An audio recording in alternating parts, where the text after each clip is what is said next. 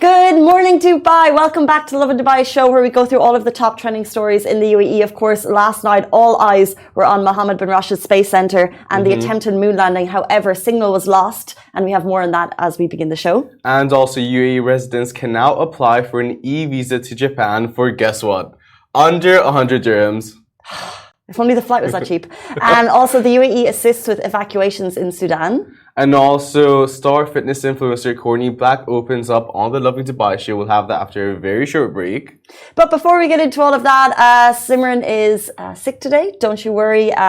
She's taking a day of rest. She'll be back tomorrow. So we're joined with Shahir, who comes in every single morning with little gems. You vent a lot. You tend to vent a lot. And this morning's vent, I get. 100%. So basically, I was telling her a story of how yesterday I went to a restaurant, sat down, barely got my phone out of my pocket, and at that point I was asked, "Are you ready to order?" No, I don't even know what the menu looks like. What's the cuisine, Does that mean that the restaurant service is so on point that they're ready to take your order? They're trying to get people in and out of the restaurants. Like, how long were you really there, Shahir? No, honestly, it was about 30 seconds to a minute. I've had it. Not accepting 30 it. 30 seconds to a minute. I'm trying to think. So how big is the menu? Because if it's like a two-pager. A two-pager. An opener-upper. But like 30 seconds to a minute, come on, like read the room. I literally just sat down, I want to see it from both sides. So one, restaurants will have, if they're like operating a lot of people coming through, they'll be like, this guy, he's probably going to order a burger, probably no drink. This guy looks like a burger guy. He looks like a burger guy, no drink, no fries. They want to get you through as quickly as possible. So there's that. But as a paying customer, very frustrating. Totally get it. It's a pet peeve of restaurants of mine as well. Like, I get why you're seeing the glass half full, but guess what? My glass wasn't even half full at that point. So not having it. And also, sometimes in Dubai, the menus are so long. Yeah. My biggest pet peeve is when you're all eating, because you're a paid customer, it's an experience. You want to relax, you want to enjoy it. And I finished my meal, but my mum, bless her, she's barely started because she's chatting the whole time. She's barely started hers, mine is gone. And when they take my plate, so it's a signal for her, and it's like, mother. No, but I don't like that though, because it feels as though the dinner is disjointed. So when they lift your plate before everyone's has finished, that's one of my pet peeves. Yeah. But then that's like pressuring you to order something else. Maybe it's like a tactic. Reverse psychology. I think it's great service, but it's beyond great service, because they're really trying to get the table clean, but we haven't finished our dining experience. Like, we're happy with like lukewarm service. You don't have to go all the way. You don't have to go all the way. Good service is good enough. We don't need great service. Bring the bread. Yeah. Bring the bread. Bring the water. Bring the olive oil if it's a nice place. Bring the balsamic. We're all about it as we peruse the 7-page menu. 100%. And then we'll get to the meal. I want to trip through Europe, I want a trip in Venezuela. It depends on the cuisine I'm having. I want a journey. I don't want to feel rushed. You know what is one more thing? Just thinking of Japanese. I hate when you ask for recommendations. Yeah. And they say the most expensive one. And you're always like, okay, I get that the lobster is great, but like, do you have any kind of like budget-friendly recommendations? What's something that's 10% of the price? I just always think that if you ask between two, they'll always, in some cases actually, and I'm really nitpicking here because I'm thinking of other great service I've had recently, but these are some restaurant pet peeves. For me, it's when you ask, hey, what would you recommend to the waiter? And they take that as a cue to talk about their lives and what they enjoy. Like, I appreciate it. Oh, I like that. But let's keep it short. Like, get to the point. We're rushing here. I'm hungry. I like that, because I think that I like when they've eaten the whole menu and they can really tell you. I actually like when there's a bit of kind of... Yeah, but then when they go off on a tangent. That being said, we do really appreciate the waiters and all the hard work that they do. It's so funny how like we both have like different summaries based on... the exact same points. Restaurant pet peeves, guys. We'd love to get your thoughts. Okay, let's just jump into our top stories today. Signal lost during the UAE moon landing attempt last night, which of course was the Rashid rover, and it was going to be the first moon landing attempt by an Arab country, and it was going to be an exploration mission by the adorable Rashid rover. So all eyes were on Mohammed bin Rashid Space Centre social media last night. It was It was exhilarating. It was exciting. And as we were waiting for that historic moment of the Rashid rover to land on the moon. So it was the Hakuta R lander, which aboard it was the Rashid rover and began phase 1 of the landing sequence last night at approximately 8:40. However, the Mohammed bin Rashid Space Center lost communication with the Hakuta R lander, which of course, as I said, aboard had the Rashid rover. So engineers were quickly investigating the situation and announced later in the evening that iSpace has updated that they lost communications with the Hakuto or lander and have not been able to confirm a successful landing. Their engineers are continuing to investigate the situation and will update all of us once they finish investigating, while the New York Times reported that the spacecraft likely crashed during the moon landing attempt. How does the New York Times know? You know? Big story, Shahir. Big story. How are they so on it? That's the first thing that I thought. Like, who's giving them the tea? Because there is direct communication. So everyone had the tea because everyone was watching the live attempt. Okay. And what you could see was that they were like, okay, it's coming, it's going at this kilometer per hour. And what they assume is that it just, it sped up when it wasn't meant to. Okay. They lost the signal. They were hoping that the signal would return. So it was kind of normal to do, it was okay that the signal was lost. However, when the signal was not found, they are saying that it's likely that it crashed because it probably sped up. Yeah, I get you. And then, the equipment, the software I don't know what happens when it lands on the moon. All I can think of is you have signal with basically spaceships all the way there, but I can't get a good Wi-Fi signal in my own apartment when I go to the balcony. Preach. When you said when I go to the bat, and I was like, we don't need to know, Shahir, when you don't get Wi-Fi signal. You don't get Wi-Fi in your balcony. You need to talk to Duretti Slot. I get pretty solid Wi-Fi in my balcony, unless you live in a really big place, and then you need to think of a router. Not big enough. We're not big at all, in fact. But the whole Wi-Fi situation, I don't understand how the signal works so far in space. That's the one thing that's on my mind. But there are always these questions. You're able to land this, this rover on the moon for exploration purposes, but Shahir can't get Wi-Fi on his balcony. So those are the top questions of the day that we'll look to answer later.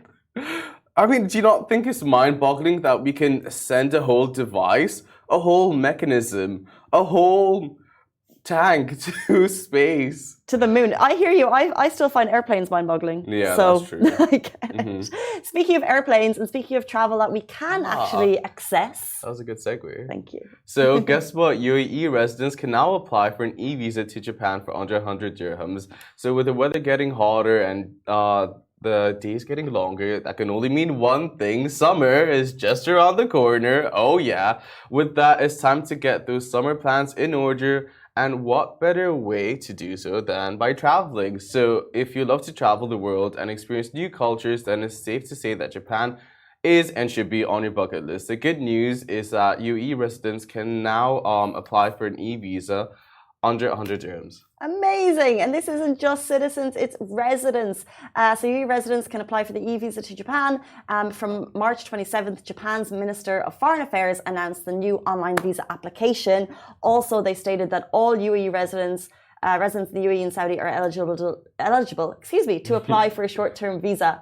The general cost for the e-visa is 80 dirham. However, UAE nationals can enter Japan visa-free and stay there for 30 days max. So the short-term e-visa is a 90-day tourist visa that permits single entry only. Here are all the papers that you need to apply for the e-visa. So you need your passport, a passport photo, copy of your Emirates ID, front and back itinerary with the flight details, schedule of stay, hotel information, certificate of employment, bank statement for the last 3 months. Which sounds like a lot, but it's fairly achievable. And if you want that bucket list travel experience, it's so worth it.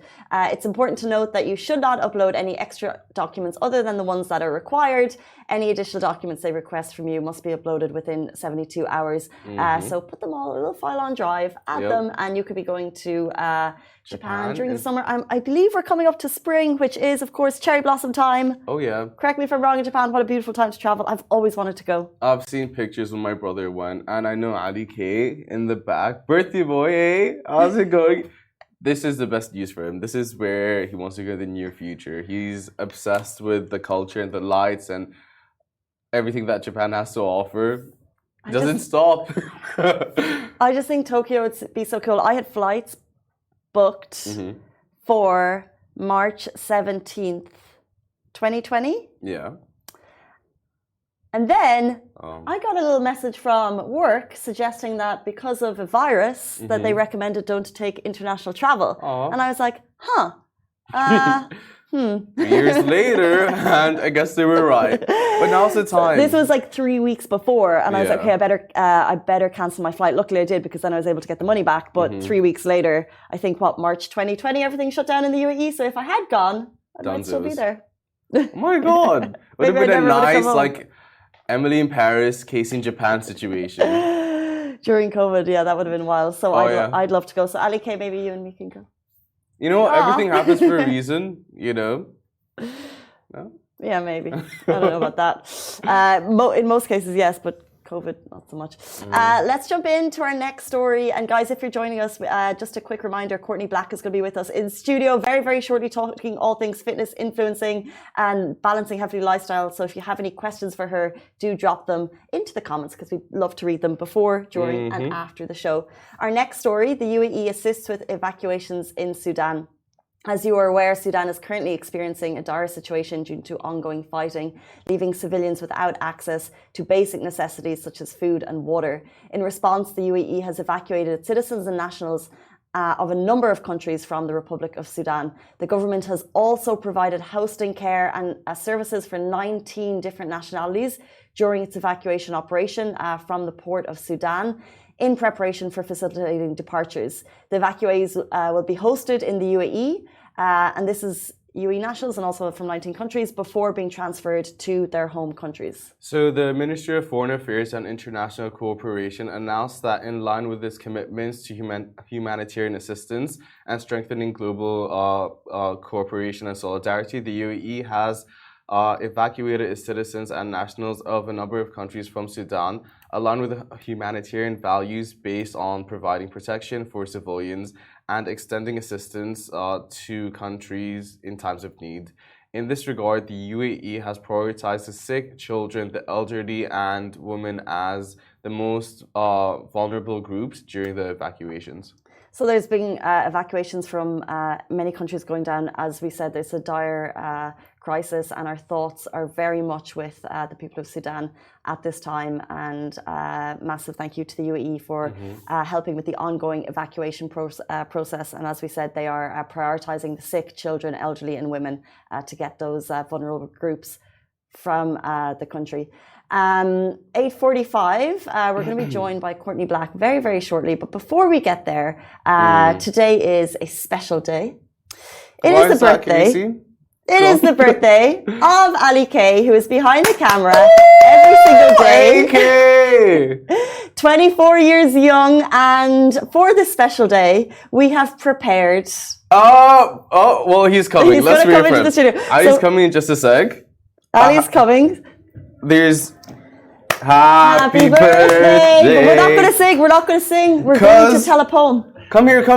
We have written a poem for Ali K. Welcome to the studio. Happy birthday. Okay, so it's needed the piano music. Oh my God, that's us. Sorry. So let me just pause this for a sec. Happy birthday. How does it feel to be 24? I still feel 17, to be honest. Same. You know, I feel you. That's how you feel deep down inside.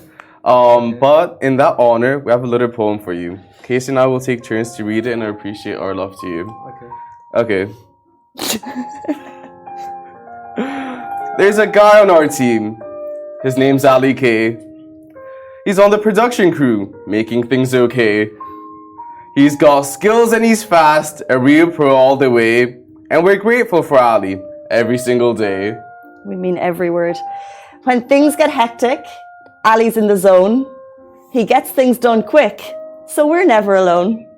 He's like a superhero, but with a headset and phone, and he saves the day, even when we're prone to groan.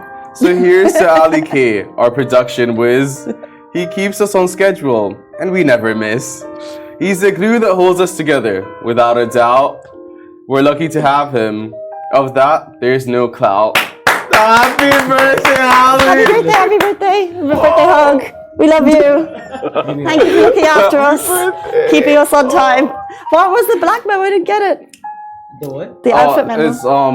It's a birthday thing. mentally, we're so aligned that we don't have to talk about it. There's no memo. We wake up and we know the other What's it person's called? vibe. Black what? The outfit memo. All black everything. Before you leave us very quickly, do you want to tell everyone what you do and tell us everyone what your job is? Okay, so I'm the Right? I'm the boss. Did anyone just hear that? He was like, I'm the boss. I'm the guy behind the scenes, behind the show. I do most of the broadcasting here, and all things video. Okay. See, I set this up, but I don't even realize. You know what? Yeah. Production, you do a ton. Yep. You juggle a lot. You have to balance and be aware of everything, and you do it so well. And you're always on it. Oh. So, thank you. Thank you. And happy birthday. Thank you. The wheels would not turn without Guys, Ali K. So thank you so much. It feels really odd being in front of the camera because I'm usually behind. What does it feel like? Describe the sensation. I don't know, man. You can see I'm very speechless. Oh, Right. Thank you, and Ali. happy birthday. We have a guest coming on right now. Yeah, do you want to introduce? Courtney Black, We have Courtney Black coming in. She's a fitness influencer from England. from England. We'll be right back after the guest break. Woo! That's Ali K for ya. That's Ali K for ya.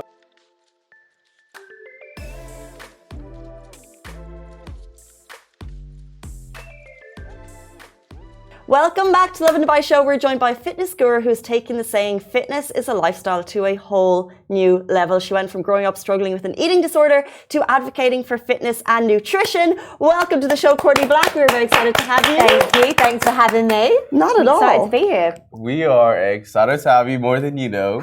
Finally. So you've been in Dubai and you have your family here with you over the Yeah. last few days, right? Yeah. What's that been like? Hell.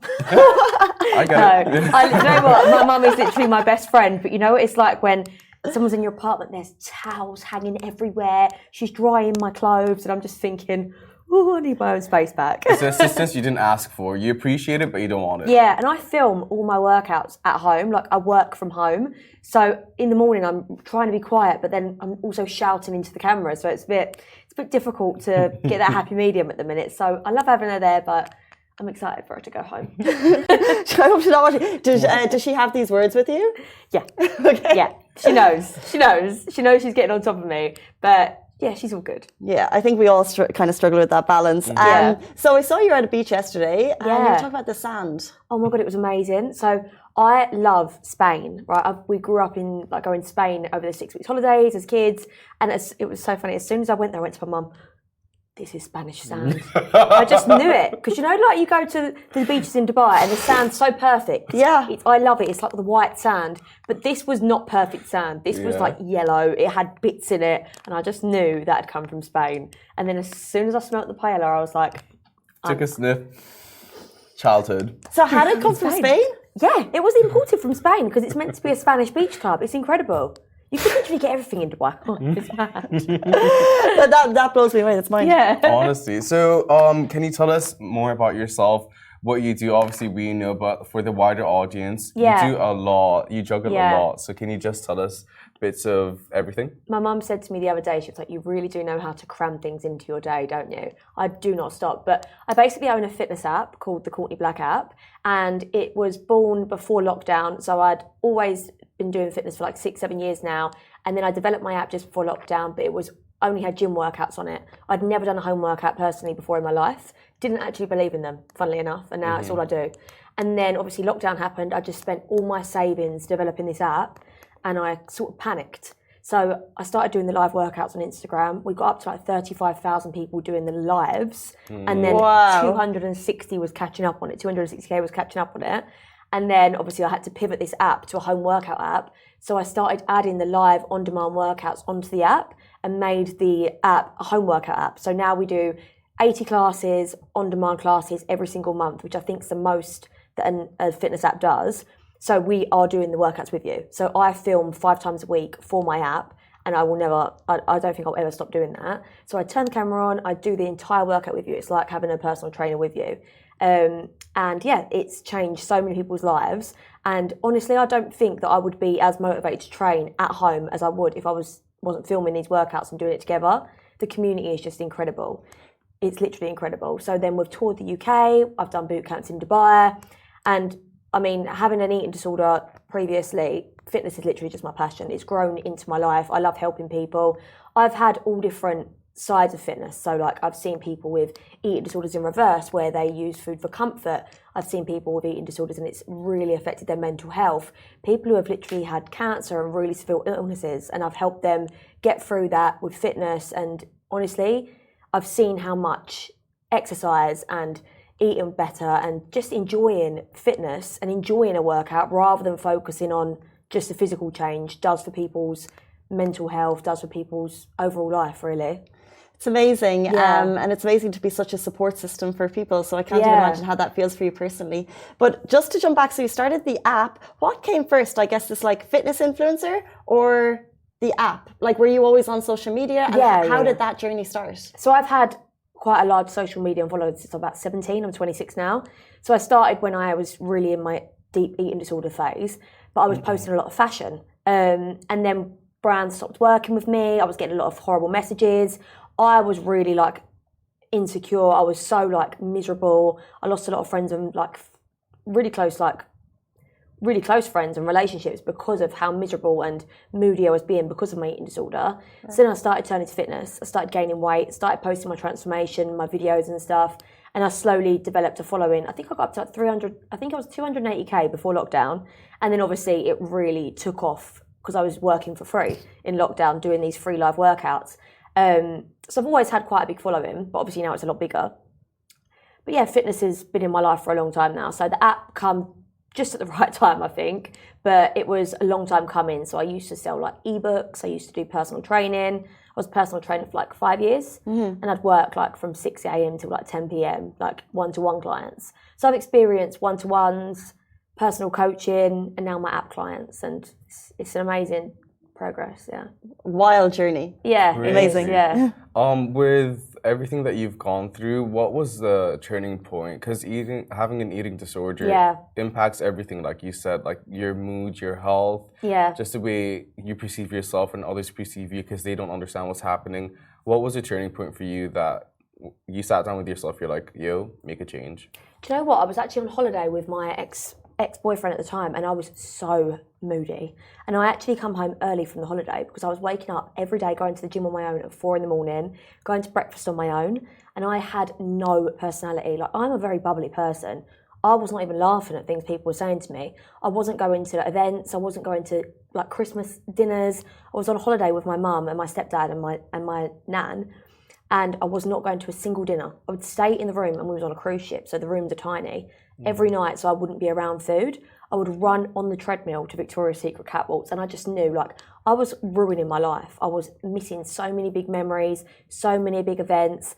I was miserable. I had minimal friends because every time I went out to dinner with my friends, I'd be criticising what they was eating, and I would prioritise going to the gym for the second time of the day rather than going on my lunch break or like actually socialising and meeting new people. And I was just ruining my life, and I knew it, and I didn't feel great. I felt insecure. So I was trying to chase a body that I felt would make me feel great, but I actually felt rubbish. So it wasn't doing me any favours, to be honest. You're sharing this story now, and like when you talk, even I get goosebumps because I can imagine what that transformation was like, and you shared it publicly as well. Yeah. So you must have an amazing response from your audience, and they must kind of like they really know you. Yeah. So do you have any kind of touching stories from audience members? Oh, so many. I literally get. Whenever I go to like beach clubs here, for example, or just out in the mall and whatnot, and back home, obviously it's a lot stronger. But when I organise like these group walks and people come and meet me, people have had like serious illnesses. Like I know people who have broken their backs and they didn't think they'd ever be able to train again. I have one lady on my app and she's got one arm, and she, honest to God, she goes to me, you motivate me every day to get up. She's done every single workout with me through lockdown. She gets a platform and she does her press ups on it. People have literally had eating disorders, their kids have had eating disorders, and to just know that I can be that help for people. I mean, the pictures that I get sent is just incredible.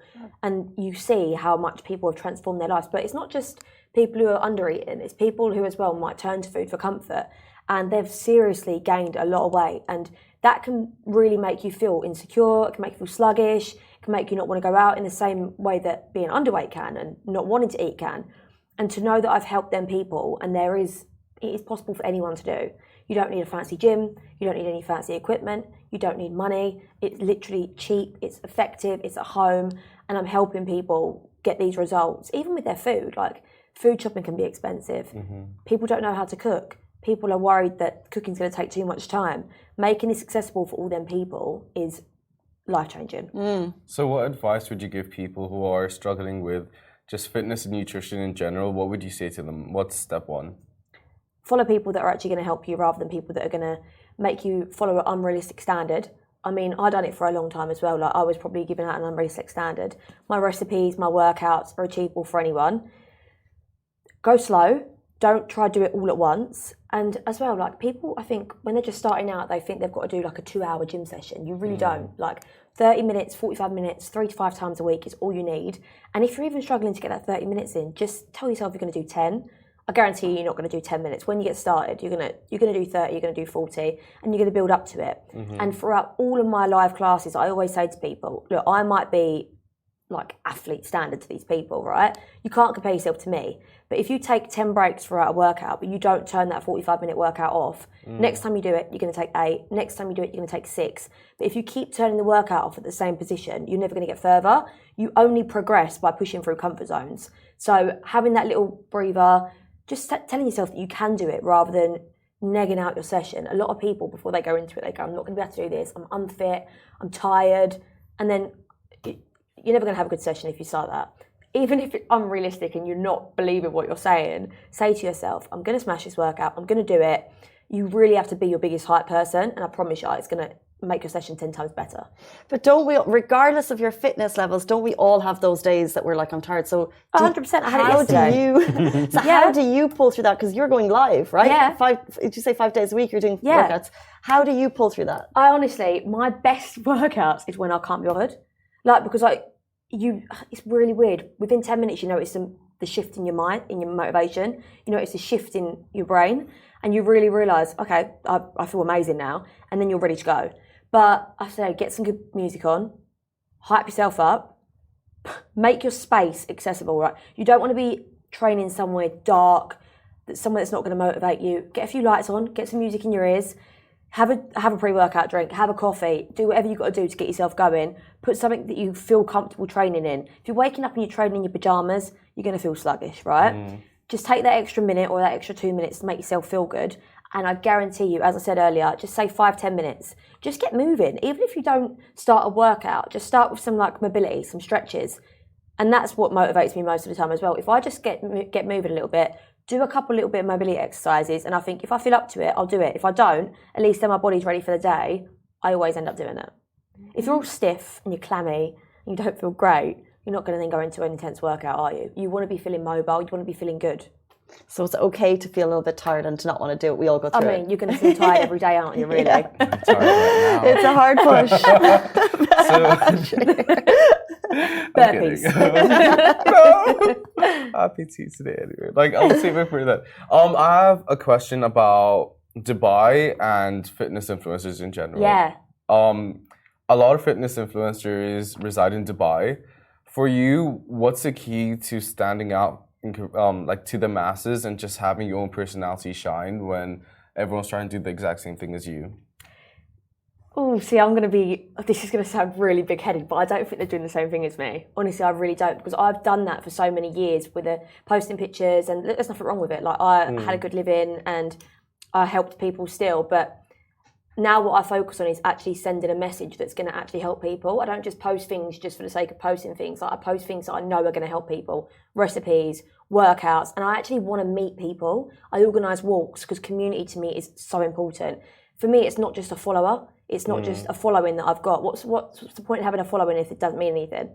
There's no point in me having all these followers if I'm not actually making a change or I'm not touching people in different ways. Do you know what I mean? So I want to meet people. I want to hear their stories. I want to learn from people as well. I want to learn what's going to help you, what's going to help you on your journey. And for me, it's more than just Instagram. I think is really easy to get caught up in it, and it's really easy to show the best parts of your life and show pictures. And for me, like, it's just a bit brain dead. Like, I've done that for so many years before, and actually meeting people, organising events, getting involved in things. I'm going into schools, for example, and I'm really trying to do it here as well.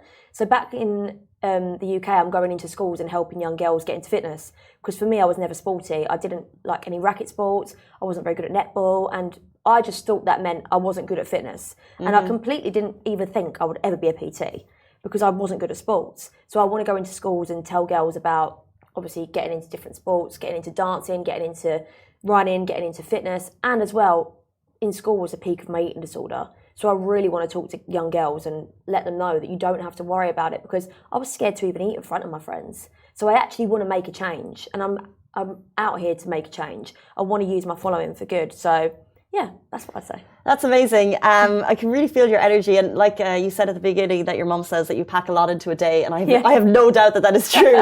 So your fitness and then also you kind of like want to get into schools. What else? I know you've got a couple of projects on the go at the moment. So what else are you working on? So I have an activewear brand. So I really want to bring that here as well because I know it's quite tough to get like good activewear and stuff in Dubai. It is. Yeah, it is. So obviously bringing that over here, I want to like maybe get like a shop front for it. It's been going now. It turns 1-1 this week, and it's tough. It's super tough, especially when obviously I wear it every day. I'm super critical, and I'm a bit of a perfectionist. But yeah, what's tough about it? It's getting the fabrics right, making sure you're pleasing everyone, and for me again, like it's to make people feel confident, and I don't want an outfit that's not going to make someone feel confident. So I take everything personally. Like if one person doesn't like it, I take it super personal. And I know I shouldn't, but it's your baby. Yeah, it's my baby, exactly. And I give 100% to anything that I do. So really want that to take off. I really am. It's doing amazing, don't get me wrong. It's doing amazing in the UK, but obviously owning an app and owning a gym clothing brand is two completely different things. Like this is just natural to me. I can naturally go and teach a class and I thrive off of it and I know how to put a workout together. I don't know two things about clothing, so I really had to learn on that one. But I love learning, and I always like to have new projects on the go, new passion projects, and doing things as well that are not businesses. For example, going into the schools, organising the walks, organising boot camps, meeting people, things that are not just you'd say like businesses, money makers, or a job. I want to do things that are actually just giving back a little bit, and I genuinely mean that.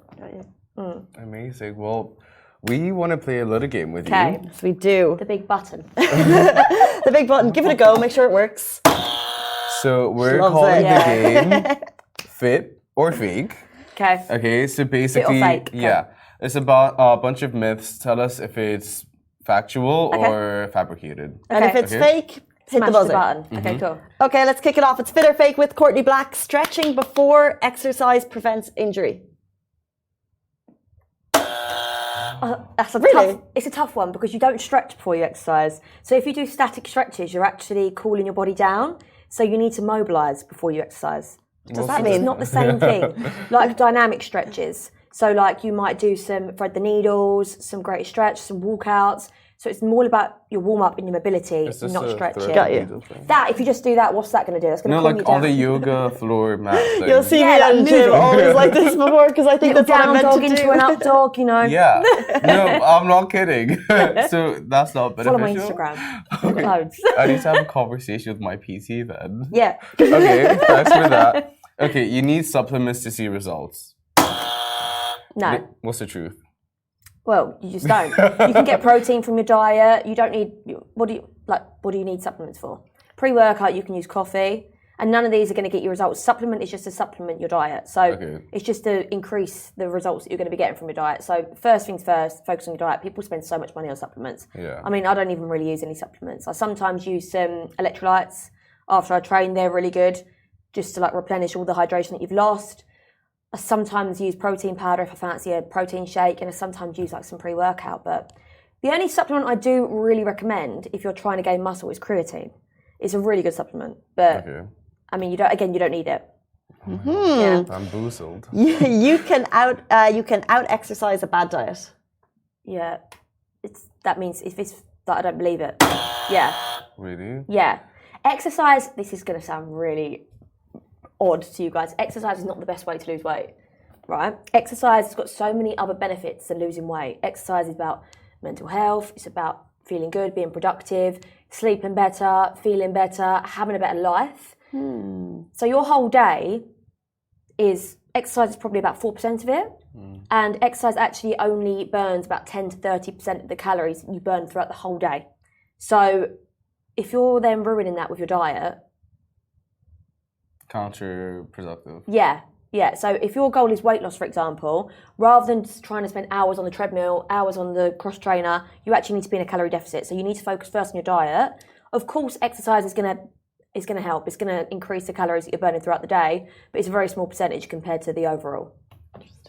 The more you know, honestly. And body composition as well, don't forget. So more burgers. The less you focus on the calories that you're burning, and the more you focus on what you're getting out of your workout, for example, if you're doing a mix of strength and cardio, then you're going to obviously look better overall because you're building some lean muscle. So then you're going to be getting a better body composition. But if you're just focusing on the calories that you're burning, you're not going to be getting any muscle, basically.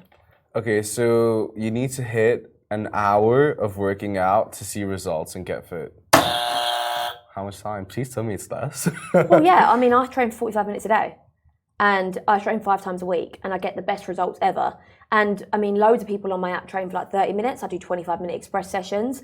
Again, it's such a small percentage. That extra 20 minutes is probably going to burn 50 to 100 calories more. It's in the grand scheme of things for eating 2,000 calories a day. It's not a lot. You need to stop focusing on that. And I've done sessions on my app where I've literally made a 45-minute workout into a 25-minute workout. Don't get me wrong. It's tough. It's a killer. It's tough. It's tough. You don't need all this long amount of time. And as well, remember, you've got so much life to live. If you can only fit 25-minute workouts in, it's better than doing nothing. I never thought of it like We have 2 left. Cardio is the only way to lose weight. I love my HIIT training, don't get me wrong. Everyone knows I love my HIIT training.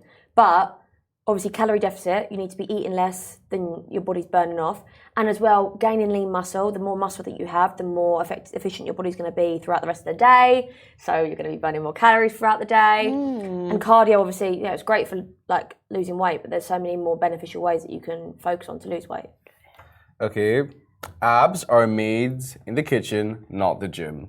Yeah, I agree with that one. Like completely? Yeah. Obviously, you can, I do loads of ab workouts which really do strengthen your core, give you a better composition. But, I mean, if you've got a layer of fat on your stomach, you're not going to see your abs. So you need to shred the fat. And the only way to shred the fat is obviously by eating less calories. Doing abs in the Yeah. kitchen. Yeah. So if you're smashing burgers every day and you're doing 100 sit-ups, 1,000 sit-ups a day, I mean... It's not going to happen. Well, if you're still in a calorie deficit, then yeah, maybe, but... doubt it.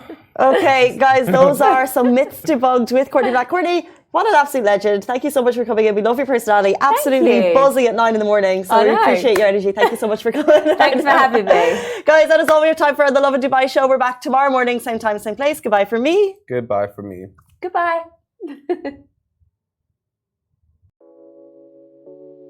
This show is brought to you by the Augustus Media Podcast Network. Thank you for listening, and I hope you enjoyed it.